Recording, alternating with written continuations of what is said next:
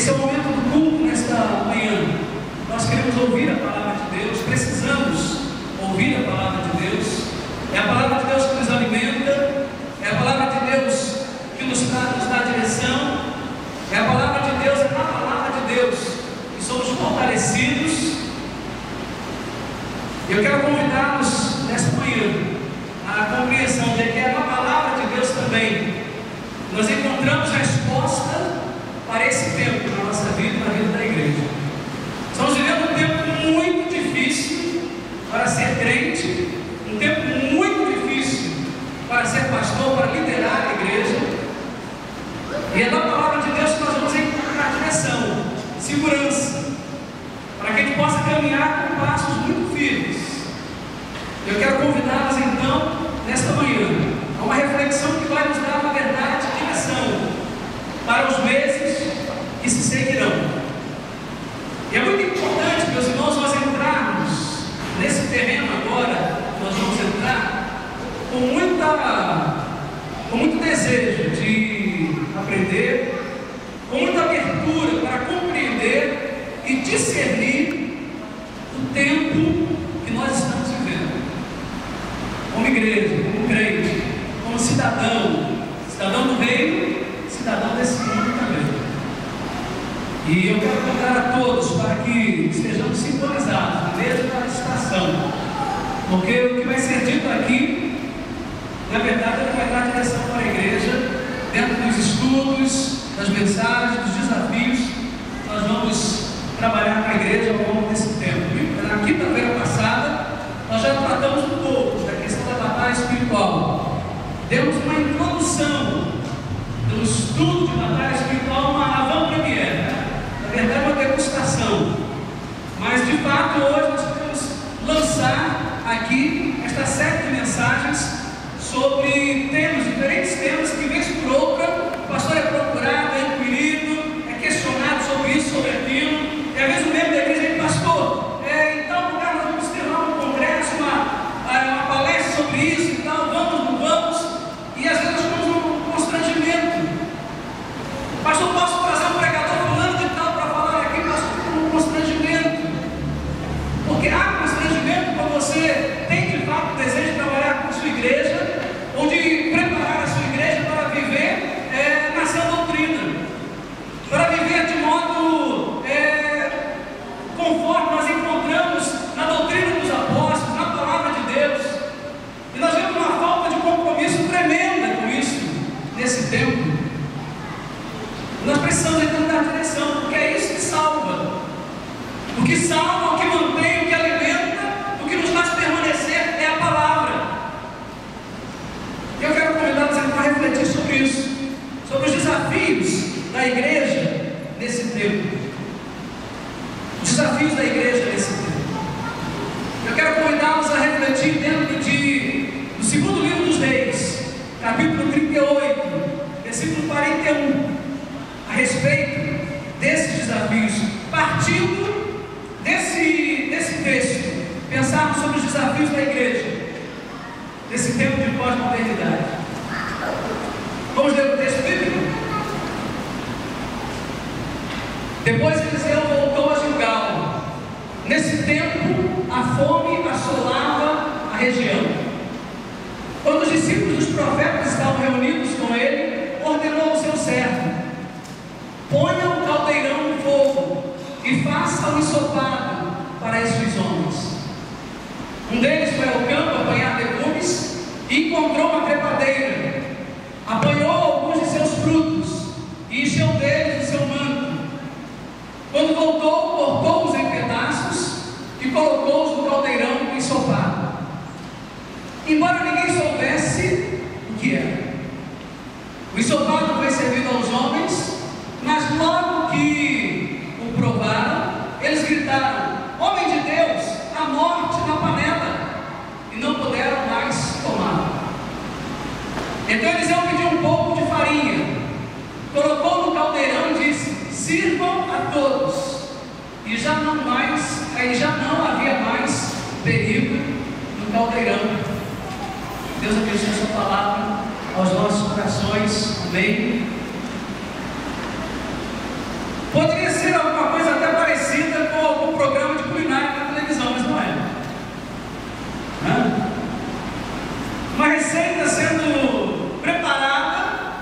e apresentada e registrada na palavra de Deus.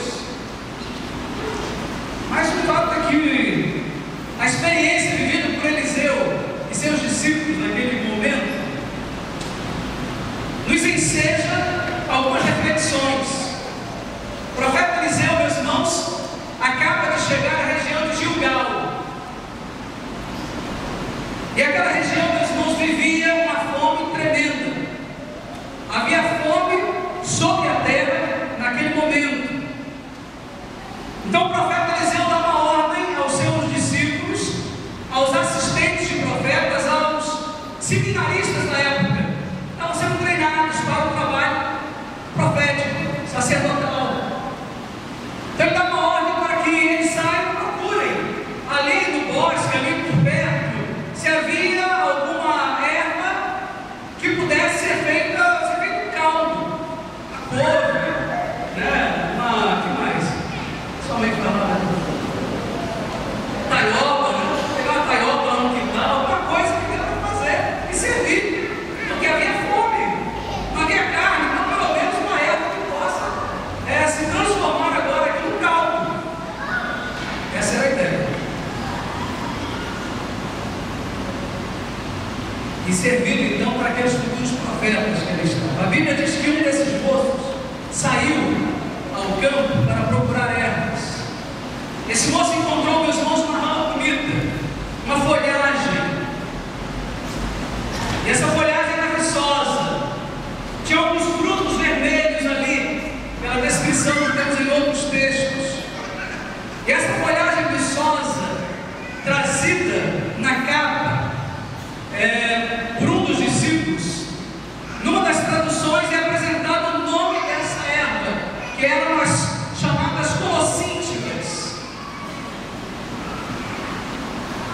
E aquele jovem, aquele assistente de profeta, aquele seminarista daquele tempo, seminarista de Eliseu, traz ali nas suas vestes aquelas colossíntigas, despeja lá sobre a mesa, lá na cozinha, começa então a cortar e aplicar aquelas ervas, aqueles frutos, e prepara então aquela ramagem para fazer o caldo.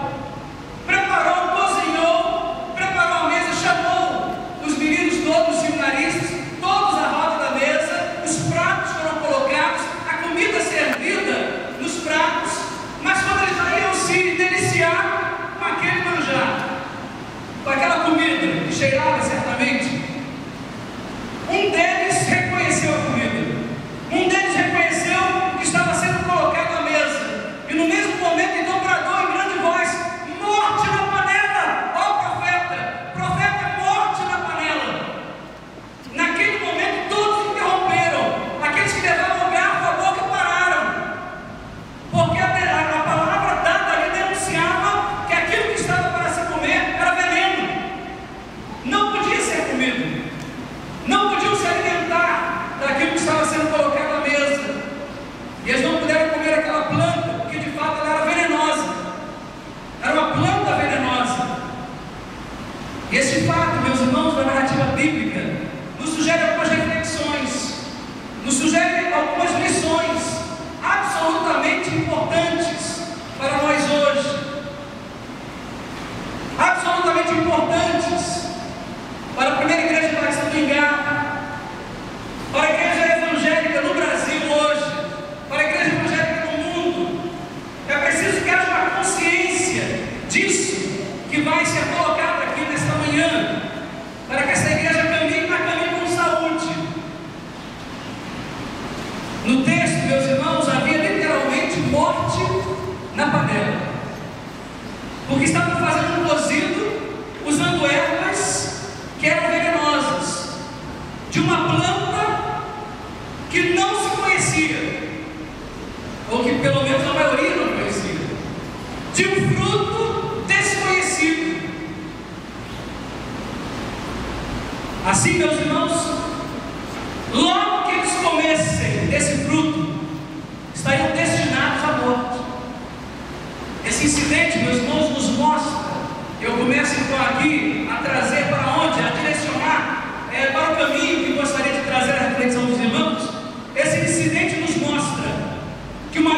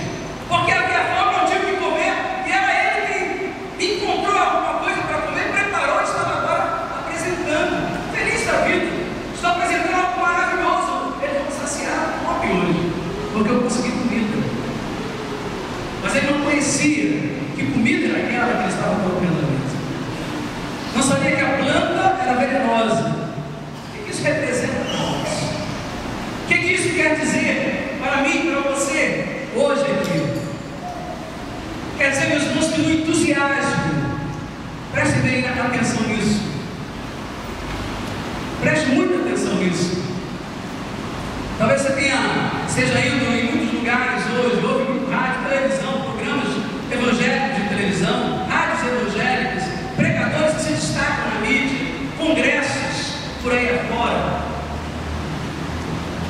E muitas vezes quando voltamos à igreja, no entusiasmo, pastores, líderes, no entusiasmo de servir a igreja com aquilo que parece muito moderno, com aquilo que parece politicamente correto, com aquilo que pode ser a última palavra em termos de metodologia de crescimento de igreja.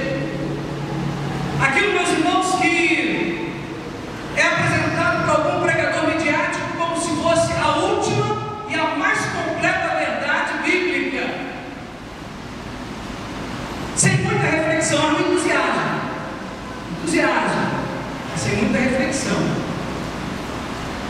vendo e ouvindo aquilo que é apresentado como números, como experiência particular desse ou daquele, mas sem muita reflexão, e em busca de resultados, querendo ver também resultados, e quem não quer ver resultados, todos queremos, mas sem reflexão.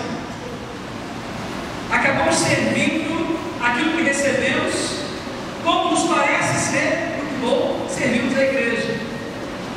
E às vezes estamos servindo veneno para a igreja, como aqueles seminaristas de Eliseu, pensando que estamos dando comida boa, pensando que estamos dando comida da melhor qualidade.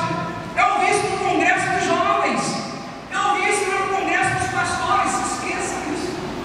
Congresso de pastor, congresso de jovens já foi referência há muito tempo para se apresentar, para se ouvir alguma coisa e fazer para a igreja. Passa o filtro, passa o filtro.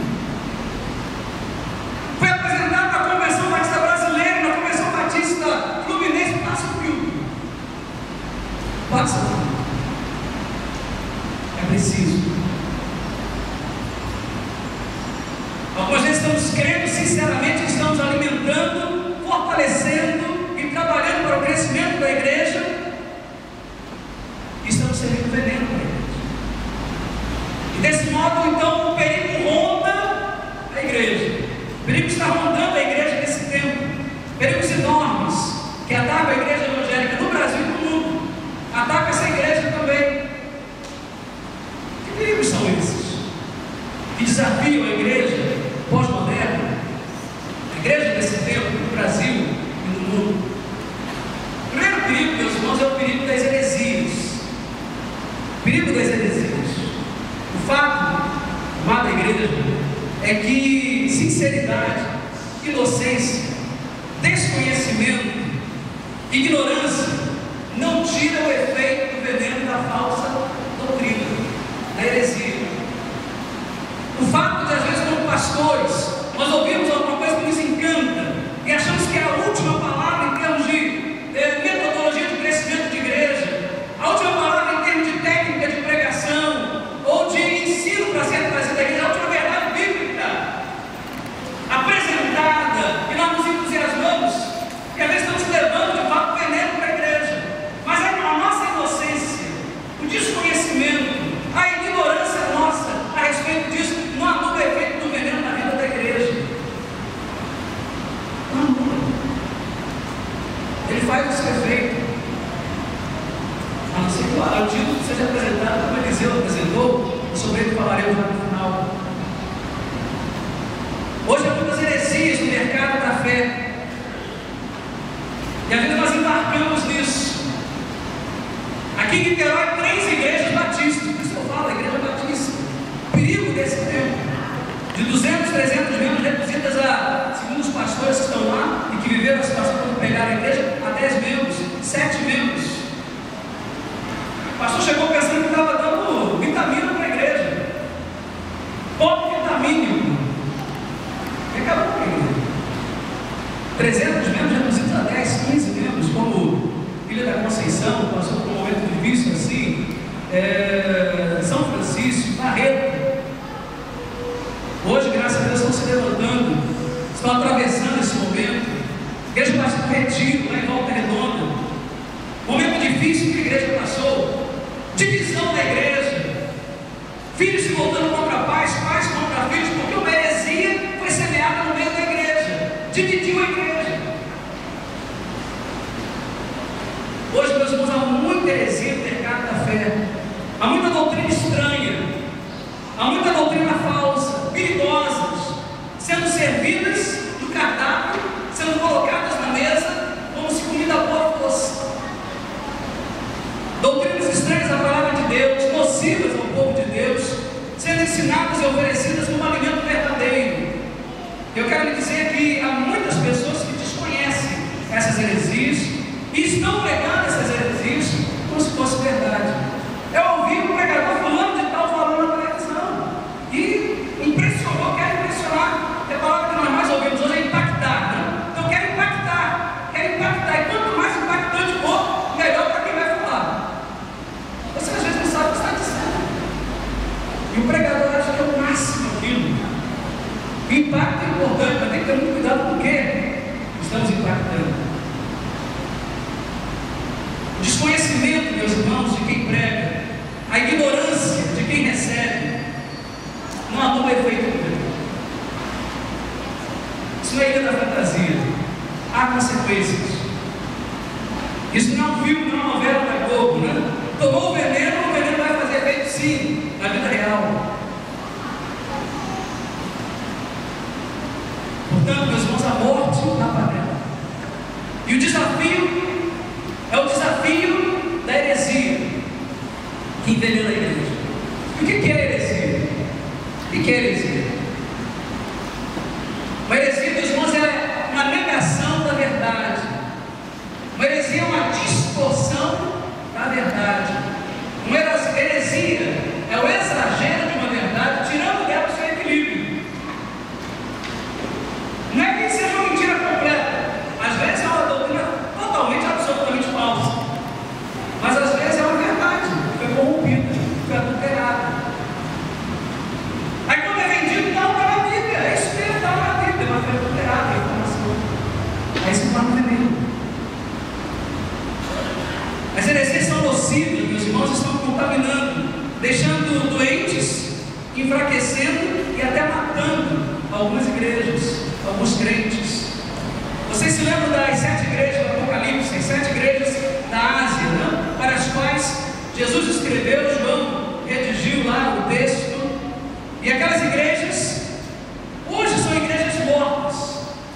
Naquela região da Ásia Menor, onde essas igrejas existiram, foram fortes, hoje já existem ruínas, lembranças dessas igrejas. Aquelas igrejas são apenas uma memória, uma reminiscência de um passado muito distante. Mas o que matou aquelas igrejas? O que acabou com aquelas igrejas? O que acabou com aquelas igrejas, meus irmãos, foi exatamente a falsa doutrina tolerada no seio da igreja. Foram as heresias absolvidas pela igreja naquele tempo, dentro da igreja. E hoje, meus irmãos, existe menos de 1% de cristãos naquela região do mundo. No momento em que uma igreja rejeita a verdade de Deus, no momento em que a igreja rejeita a palavra de Deus para abraçar novidades no mercado da fé e se alimentar das toxígenas venenosas, em vez de receber o pão do céu, o trigo da verdade, nós começamos então a nos alimentar daquilo que é venenoso. E aí a morte está panela, como no texto que hoje serve de parábola para nós nessa reflexão.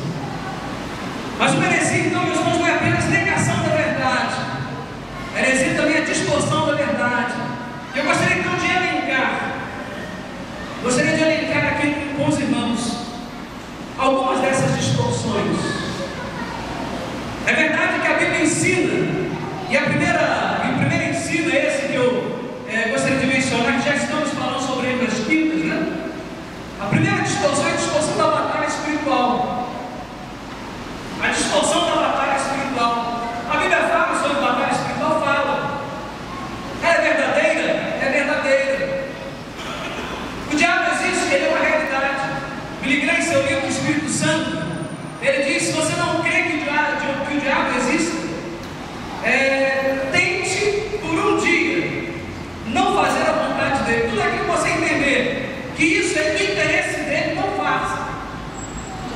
será que ele existe?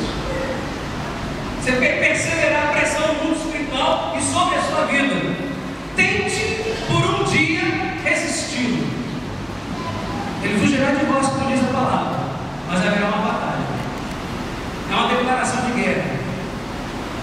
É verdade, então, que a Bíblia ensina que a nossa luta não é contra carne e sangue, mas contra os principados e potestades, contra os dominadores deste mundo tenebroso, contra as forças espirituais do mal nas regiões celestiais. Isso é um fato, isso é uma realidade. Conhecemos isso. A nossa luta é contra o inimigo, Satanás. O diabo não é uma lenda. E ele gosta muito quando as pessoas pensam que é assim, mas não é. Não é uma lenda, não é um mito. É um anjo caído. Irmão Abreu falou agora há pouco aqui, né, quando estava fazendo um anúncio para os músicos, né? Que ele era músico. Estava lá nos céus, cantava.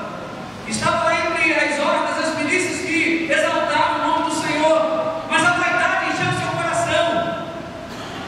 Nós sabemos que a música é algo tão belo, né?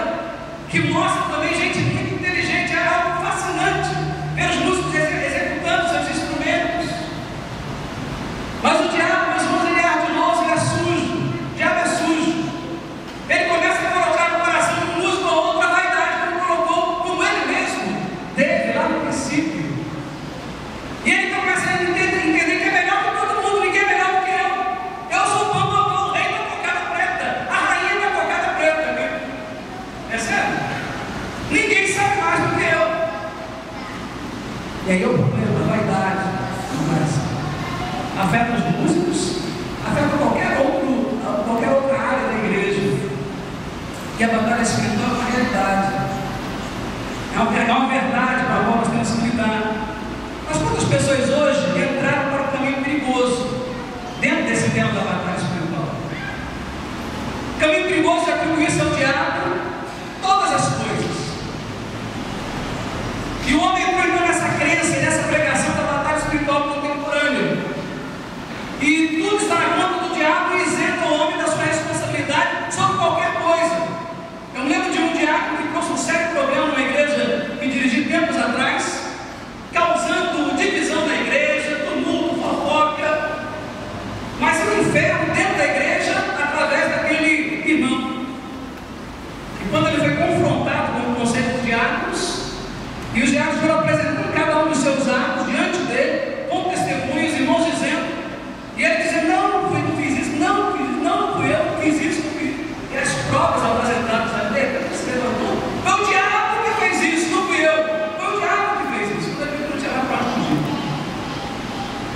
Vai tudo para a conta do diabo, nós tivemos que falar para o Senhor dar uma chance, facilita muito o trabalho do inimigo, dá uma força enorme para ele na sua vida.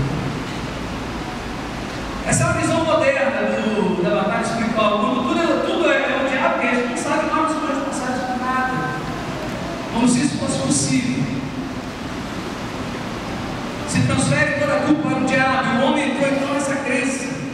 Não precisa, portanto, de arrependimento, só precisa de quê? E a prisão tem infestada de libertação. Liberta agora, e daqui a pouquinho está do mesmo jeito. Me lembro de uma reunião que eu fui em todo esse momento, né? De libertação, de exorcismo, de manifestação, e nós percebemos que o que aconteceu de fato foi uma invocação de demônios naquele momento ali, e depois uma suposta expulsão.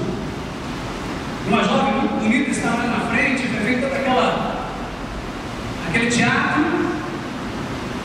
era véspera de carnaval, uma semana antes mais ou menos, no sábado seguinte eu andava pela rua principal ali, de Piabetá, lá em Magé, e aquela moça desfilando, passou a fantasia de carnaval.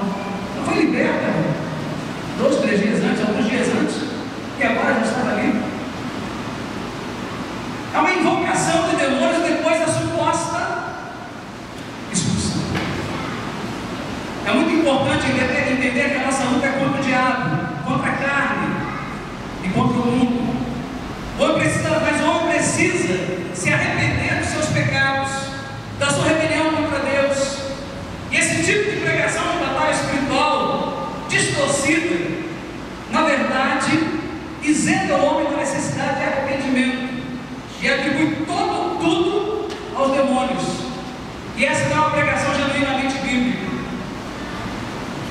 É veneno, na verdade. Uma outra distorção ou exagero, outro extremo perigoso, é a questão da cura. É a cura divina. Todo milagre operado por Deus, meus irmãos, é milagre genuíno. Mas hoje as pessoas estão falando de curas e de milagres para enaltecer o homem, para colocar o homem no pedestal, para colocar uma determinada igreja, uma denominação no pedestal.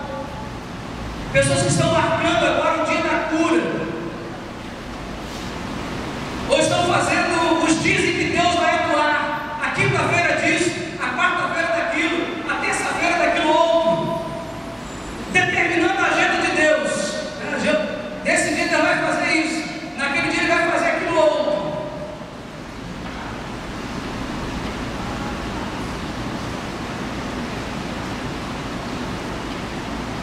Estão agendando o dia do poder de Deus. A última que eu vi foi essa televisão, né? O dia do poder de Deus vai ser o dia tal.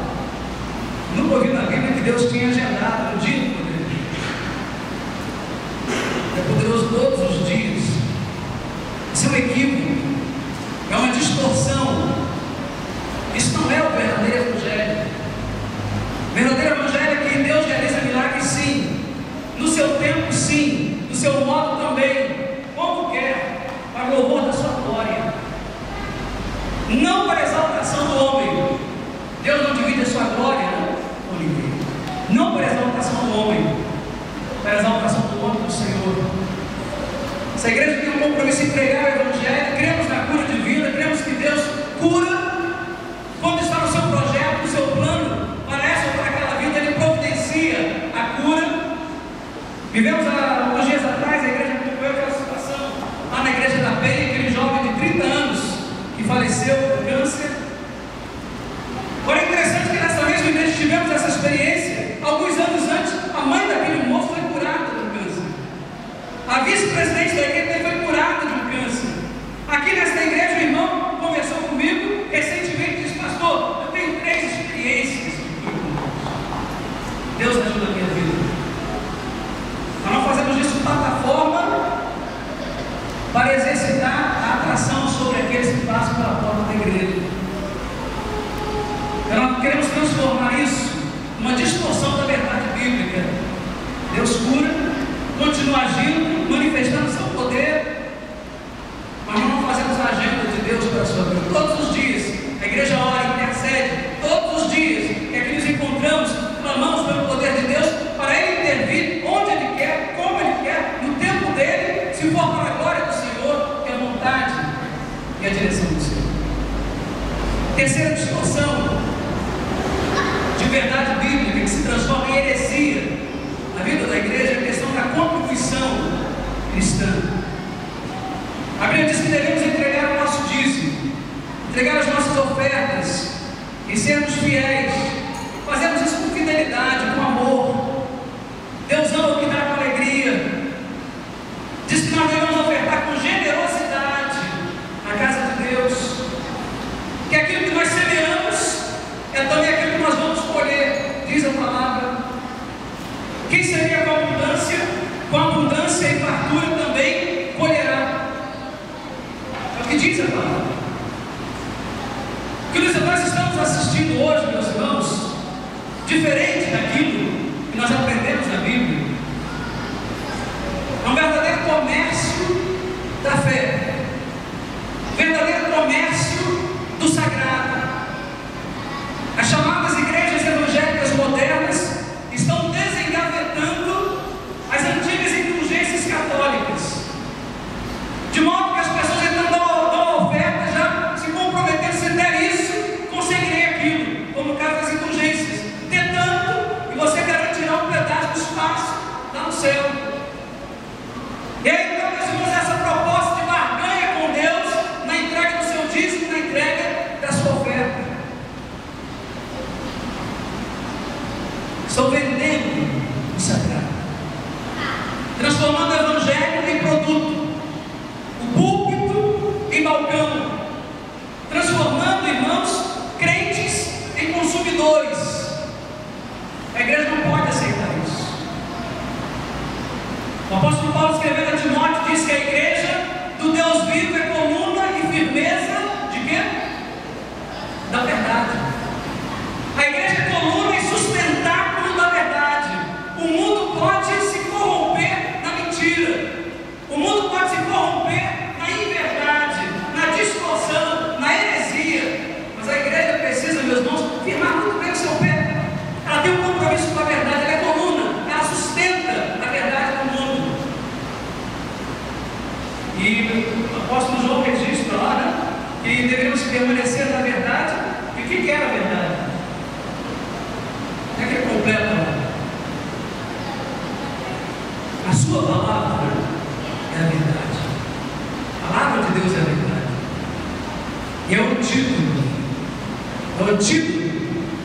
contínuo para tudo isso que nós vemos aí.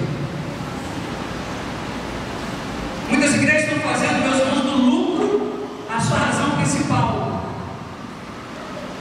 Nós queremos hoje aqui dizer, meus irmãos, que isso é morte na panela, isso é veneno para a igreja, isso não é saúde para a igreja. Pode ser saúde para os corpos, para os bolsos de alguns que se tornam líderes religiosos endinheirados, aparecendo nas manchetes dos jornais, nas primeiras páginas de revistas, como pastores milionários, descaracterizando, meus irmãos, a verdade aquilo que a Bíblia já ensinava a respeito daqueles que decidem seguir a Jesus. Negue-se a si mesmo, tome cada dia a sua cruz e siga-me. Filho do homem não tinha onde reclinar a cabeça. Esses têm, e muito.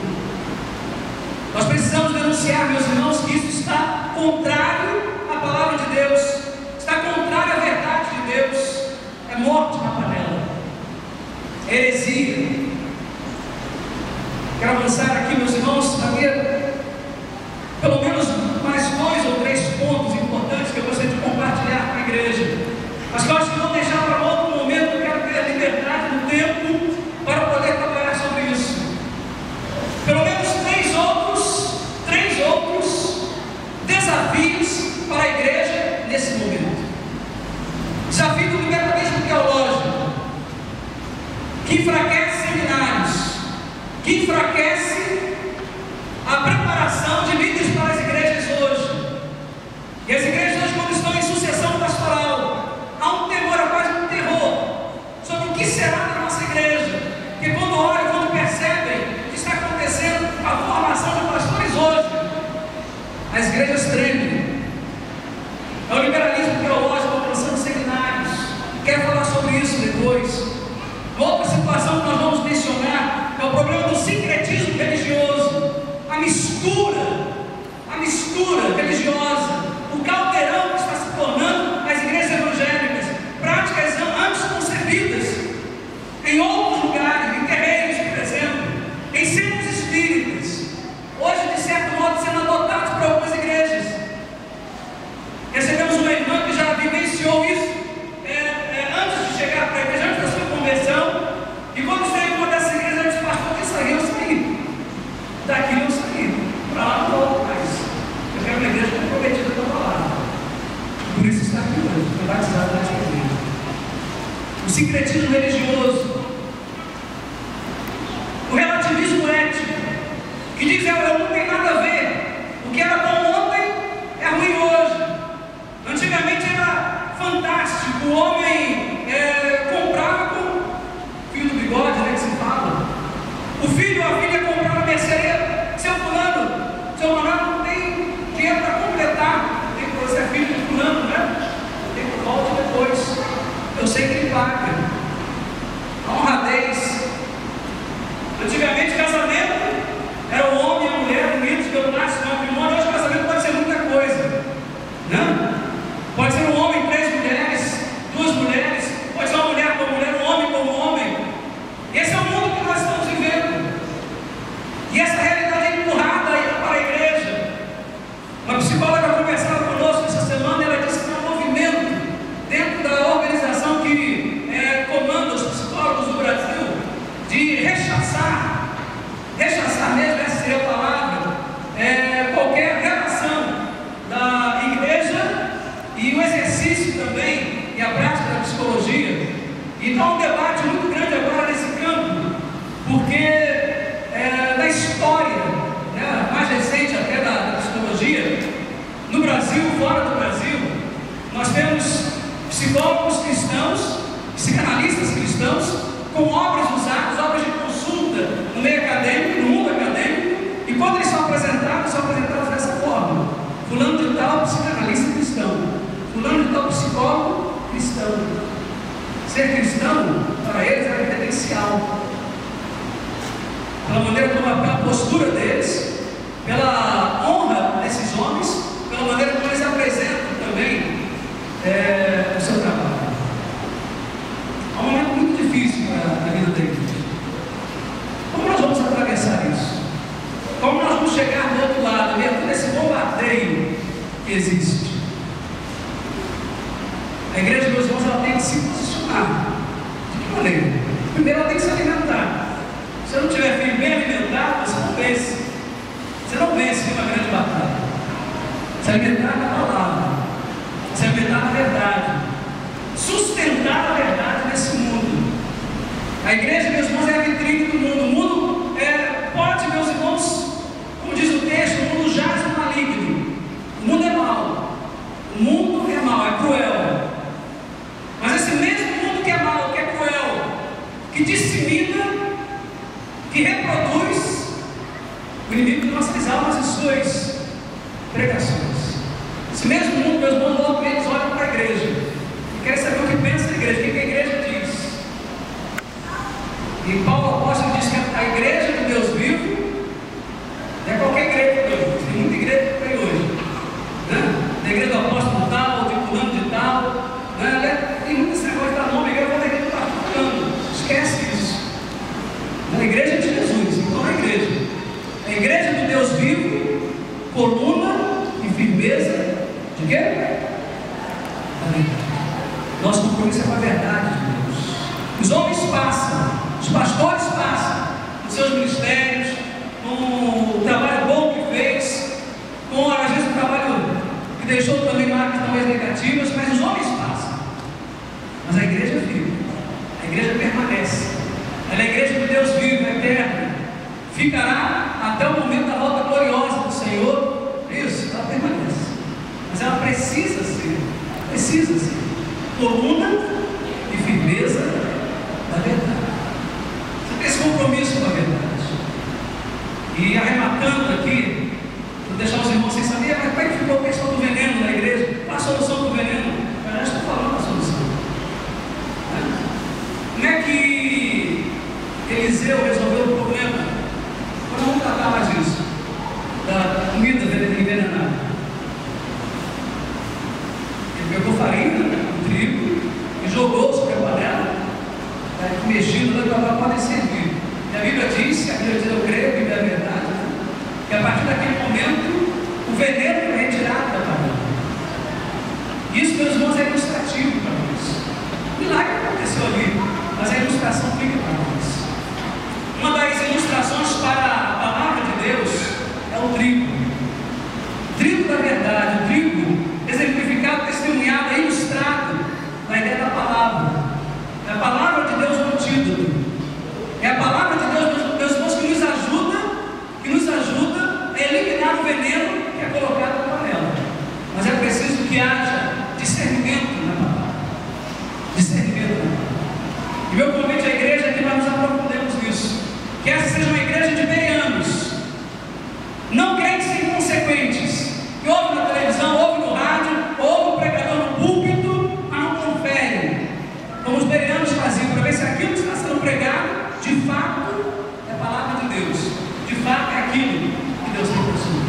Que eu possa abençoar essa palavra, meus irmãos, pastoral, palavra de direção, palavra que nos prepara para os estudos de quinta-feira, para os estudos de domingo aqui na igreja, para as pregações dominicais, e alerta. Sobre isso aqui nós vamos voltar ainda a falar, mas já sinalizando para os irmãos, a nossa responsabilidade aqui, meus irmãos, nesse tempo, o desafio que temos é muito grande. As pressões sobre o pastor, sobre o ministério pastoral, são imensas. Pressão para ser a palavra de ordem nesse tempo. E eu sei que os membros dessa igreja também sofrem pressões em tantos lugares. E a maneira de nós atravessarmos tudo isso com segurança, com conforto, é o aprofundamento da igreja da palavra. A saúde espiritual da igreja. Vamos cuidar da nossa saúde. Quando nós estamos saudáveis, vacinados, pode vir a gripe aí que vier, pode vir um problema, mas nós estamos vacinados. A igreja tomou um antídoto. A antiga serpente, Satanás, pode vir e querer picar, mas nós já tomamos um antídoto na palavra. E nós seremos mais que vencedores. Venha o que vier. Aconteça o que acontecer. Amém? Amém? Vai, amém, agora bem fervoroso, né? Na palavra. Sobre sua cabeça, orar ao Senhor nesse momento do culto desta manhã. Vamos orar ao Senhor. Vamos pedir a Deus que aplique a nossa vida aquilo que nós temos ouvido aqui nesse momento, que nos ajude, que tire as escamas dos nossos olhos, né? Para que possamos enxergar a palavra de Deus, a verdade de Deus.